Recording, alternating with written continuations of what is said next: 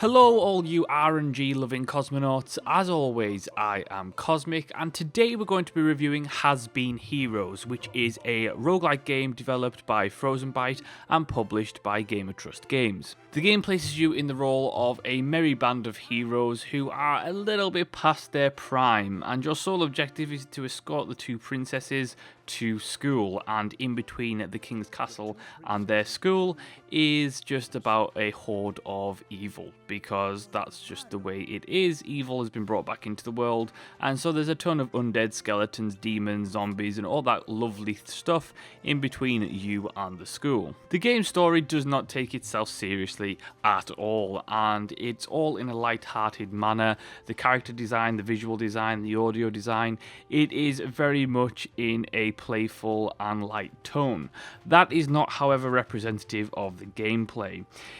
At first impressions, it looks like a straight up roguelike RPG whereby you take place in turn-based battles, but that isn't actually the case.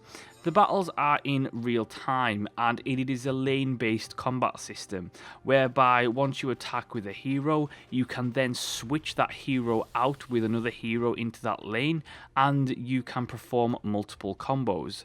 Each hero has access to a multitude of spells that you will be able to gain upon going further and further through the game, and it's something that is an interesting system. It's almost very arcadey for a roguelike game, but it works nonetheless. Because of the lane-based system, what you end up having is a combo system that feels very satisfying and is directly related to the core mechanics. So, for example, a lot of enemies will have shields, and what you'll have to do is you will have to attack them with one hero, then switch that hero out, attack them again, and sometimes switch out the third hero and attack them again to perform enough of a combo damage to, one, get rid of their armor, and two, actually damage their health. Spells themselves are also really valuable tactical tools, so there will be some spells that push enemies of all lanes back, like the Vortex spell,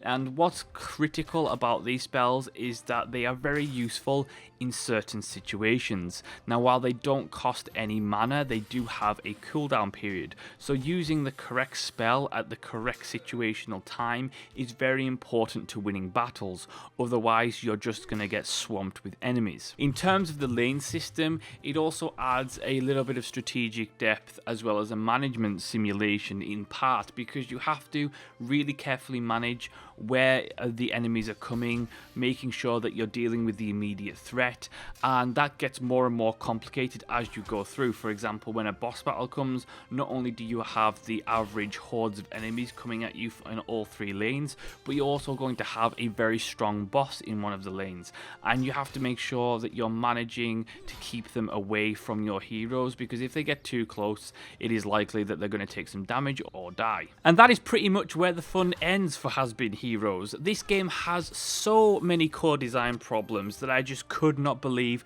that it was from the same developers who made the Trine games, and it was really surprising to me. First, the control system is absolutely garbage. The PC controls are probably the worst. If you put it on a controller, it is slightly better, but it's still very, very finicky, and it's almost like this game was probably designed for a mobile game, and then they ported it to PC, and they didn't really mess with the interface or controls whatsoever. Next is the lack of tutorial.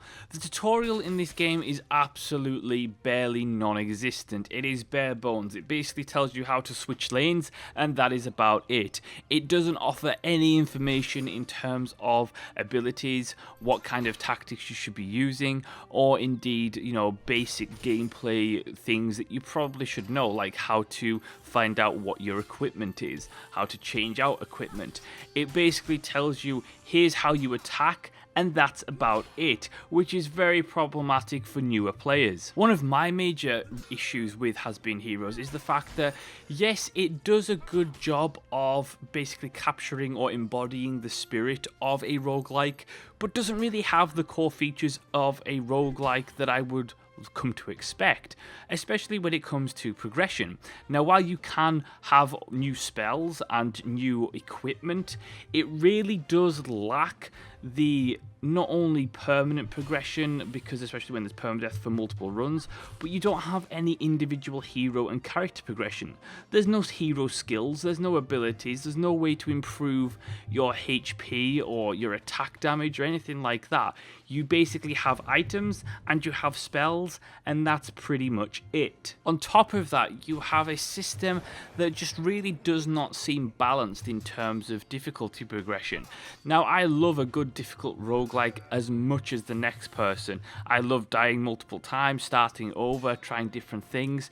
The problem with the Has Been Heroes is that the game is absolutely piss easy for around 2 levels, up until the point you get to like the 3rd map, and then suddenly you get absolutely slaughtered within a couple of levels, and that really frustrated me a hell of a lot.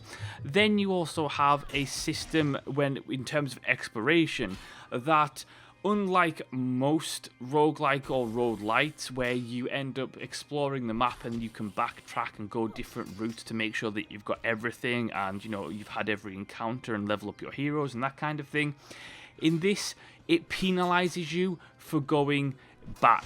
So if you choose a road that basically ends up being a dead end, if you go back to a room that you've been to before, you lose a candle. If you lose all of your candles, that is the game over and done with. So it does not really encourage you in any way to explore, check out to see if you can get different items, go visit the vendors on any given map.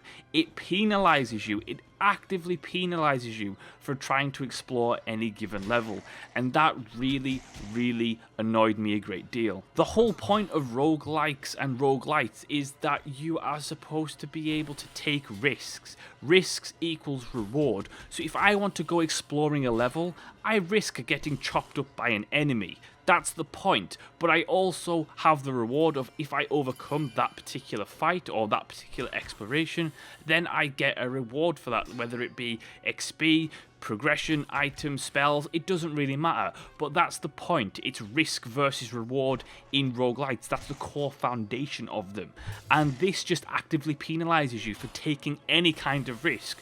So you basically have to go in a straight line to the end of the level and then go on to the next level and just forget all the other rooms, because if you go back, then you're going to get penalized. For me, the potential of Has Been Heroes just hasn't been even slightly realized. For me, the setting and the humorous setting works really well.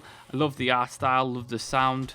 The problem is that while the core combat is very fun and I really enjoy the lane system and all of the different strategies and tactics that entails, everything outside of combat is a bit of a disaster and underdeveloped to all hell.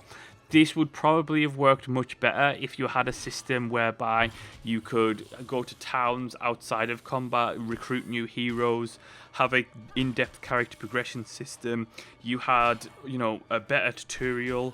You had more things to do. Exploration wasn't penalized. You were able to take multiple risks and gain rewards for those risks.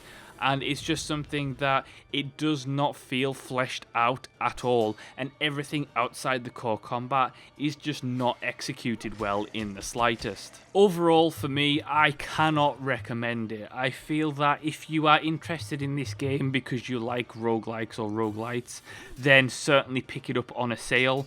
For $20, I cannot recommend this game. Certainly pick it up on sale or just avoid it completely, because $20 for what you actually get in this is a little bit problematic. I think that is a little bit of a cash grab, and it's not a good cash grab at that. And that is my review of Has Been Heroes. Thank you so much for watching and listening. Let me know what your thoughts are on the video in the comment section below. If you enjoyed the video, hit that like button, make sure to subscribe, share the video around, and as always, I will see you next time.